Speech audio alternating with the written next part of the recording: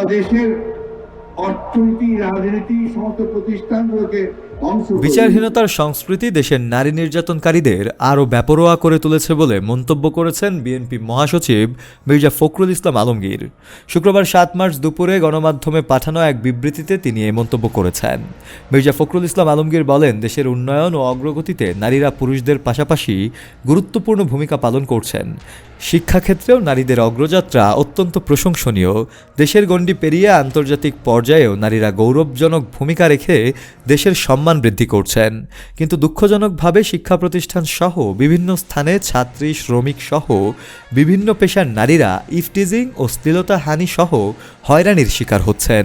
এমনকি ধর্ষণ ও নির্যাতনের পর হত্যার ঘটনাও ঘটছে। তিনি আরও বলেন, ফ্যাসিস্ট সরকার ক্ষমতায় আসার পর থেকেই নারী নির্যাতনের মাত্রা ব্যাপকভাবে বৃদ্ধি পেয়েছে, কিন্তু আওয়ামী লীগ সরকার নারী নির্যাতনের বিরুদ্ধে কার্যকর ব্যবস্থাও নেয়নি, বরং বিচারহীনতার কারণে অপরাধীরা আরও উৎসাহিত হয়েছে এবং বেপরোয়া হয়ে উঠেছে, যারা এখনও অব্যাহত রয়েছে।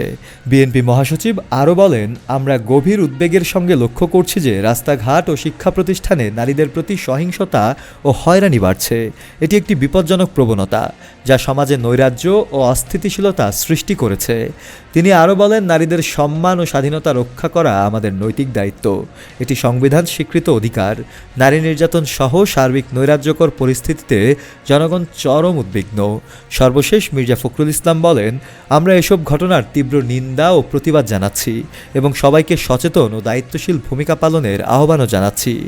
বিবৃতিতে তিনি নারী নির্যাতন সহ সব ধরনের নৈরাজ্য কঠোর হস্তে দমন করে দেশে ন্যায় বিচার ও শান্তি প্রতিষ্ঠার জন্য সরকারের প্রতি আহ্বানও জানিয়েছেন। শফিউল মাওলা, কালের কণ্ঠ।